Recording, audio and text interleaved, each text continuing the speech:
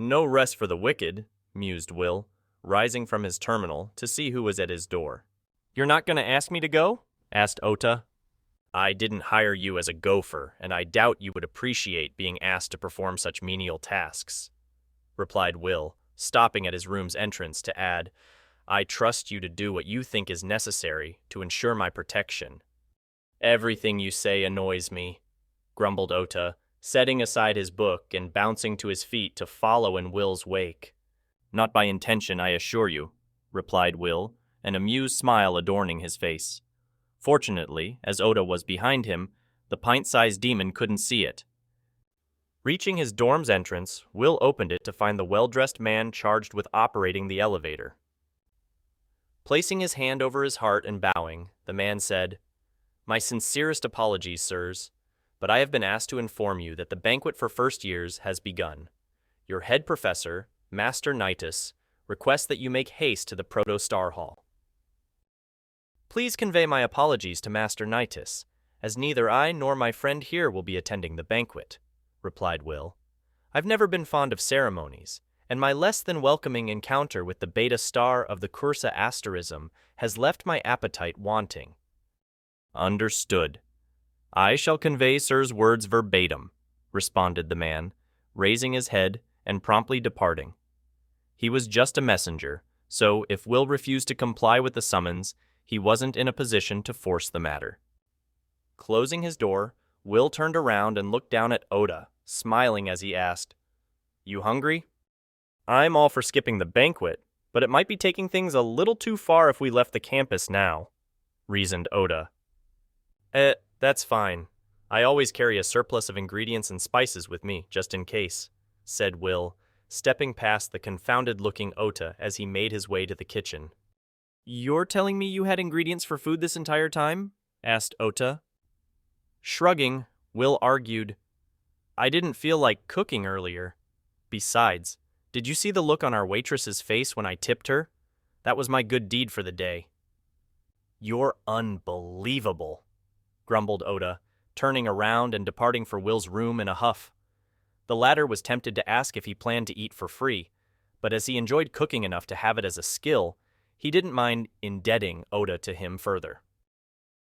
I hate mornings, groaned Ota, dragging his feet as he followed behind Will with half-lidded, baggy eyes. Aren't you curious to meet our classmates? Asked Will, wearing his usual smile as he led the way to his and Ota's homeroom, located in a massive 5-storied, heavily fortified structure that resembled a mansion made for giants.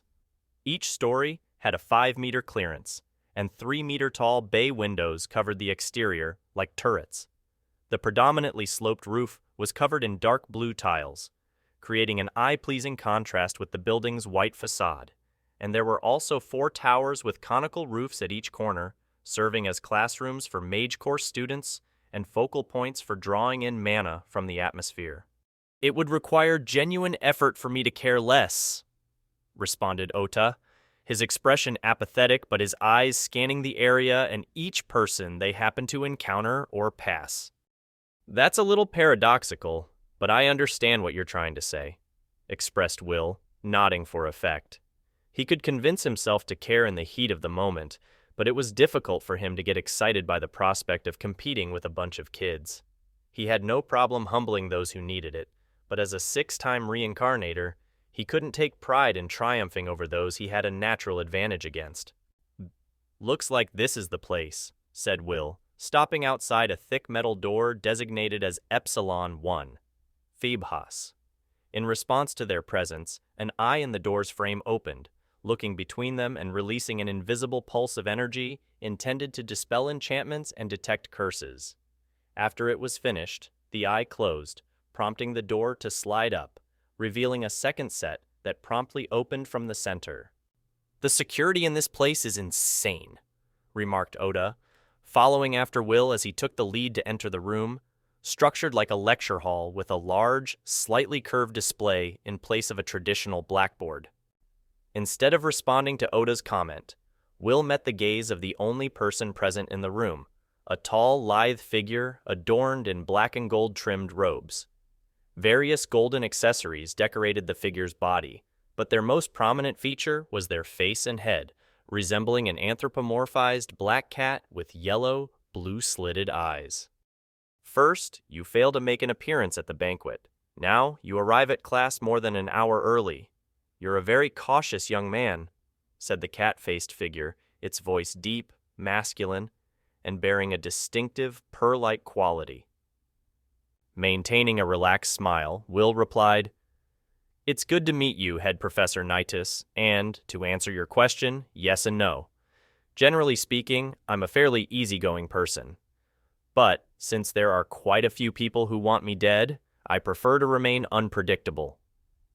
"Be that as it may, there are rules and traditions you must abide by if you wish to remain at the academy," explained Nitus, his voice measured and calm.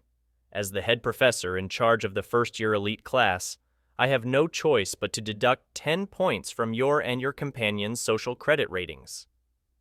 Ordinarily, you have been subtracted at least 50, but as I have yet to explain the metrics used to evaluate you and other students, I have afforded you leniency on this one occasion.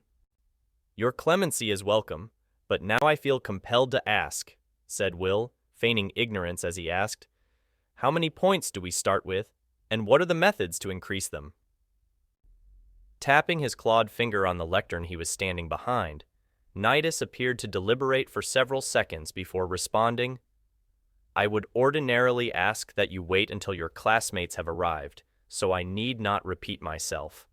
However, as there is quite a bit of time before I expect anyone else to arrive, I will humor you." "You have my gratitude," said Will, taking the initiative to move over and take a seat in the lowest rung of the lecture hall's seating. He expected Oda to follow silently, but the diminutive demon apparently couldn't help himself, asking, "What are you?" with a look of morbid curiosity. "I take it this your first time seeing someone afflicted with the curse of the Fae?" asked Nitus, unbothered by Oda's rude line of questioning. It had been decades since he was cursed, so he had a long time to get accustomed to such reactions and queries. Touching his face, Nitus explained, "This is the consequence of letting one's ego dictate their actions, and failing to respect the sanctity of what came before and will persist long after. I sought power beyond my means and paid a price beyond measures of worth." Realizing he might have asked something very insensitive, Oda averted his eyes and offered a meek, "Sorry for asking," before hurrying to take a seat next to Will. This caused a smile to develop across Nitus's face, but only for a moment as he quickly regained his bearings, stating, "Worry not, young Ota. My appearance is one of the many reasons I pursued tenure here at the Academy. It is my hope that, by seeing me, others might avoid a similar outcome." "But you haven't actually told us how you ended up looking like you do," muttered Oda, continuing to avoid Nitus's gaze. "It is something you will learn about in your third year," explained Nitus, implicitly indicating he had no intention of elaborating. Instead, he turned his attention to Will, appending, "Now, on to the explanation regarding the metrics we use to evaluate students.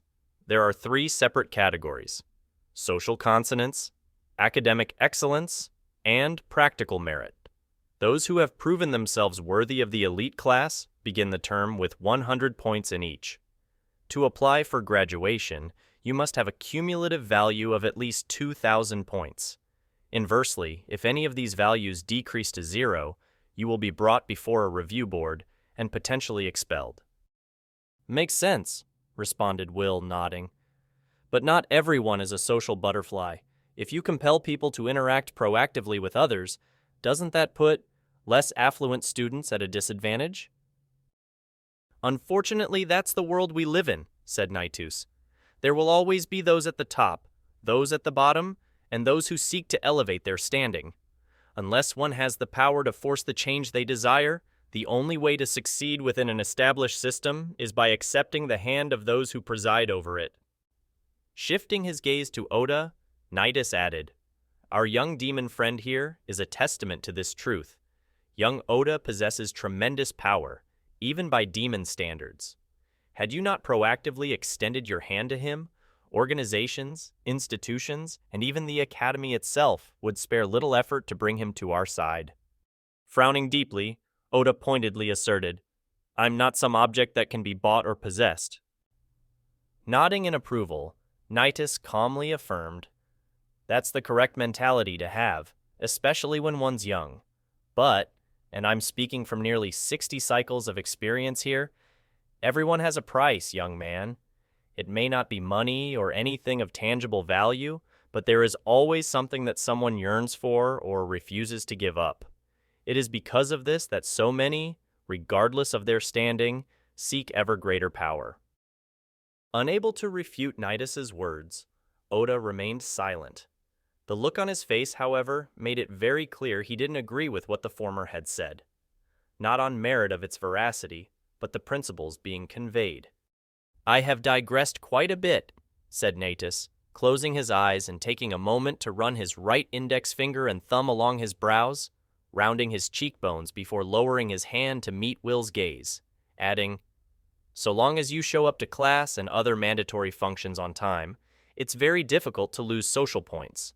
Furthermore, you can earn upwards of 20 points each month by actively participating in the organization and running of class events and functions. As the Gamma Star of the Orthier constellation, you should have few issues maintaining a high social credit rating, so long as there aren't too many instances on par with last night's lack of propriety."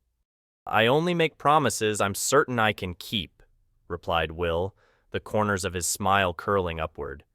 "But you can rest assured that if I determine it's in my best interest not to show to a specific function, I will apprise you as early as is convenient. So long as you're aware that your actions have consequences, I suppose that will have to suffice," conceded Naitis, knowing full well that it would be next to impossible to expel Will without him outright killing one or more of his classmates. The influence of the Orthier constellation was second only to the royal family, who historically backed their sovereignty. All Will needed to do to regain the points he had lost was reinforce the sentiment his absence was the result of ensuring his safety, and there was little they could do to enforce the deduction. Naitis didn't like it, but, as he had said moments prior, that was simply the way things were.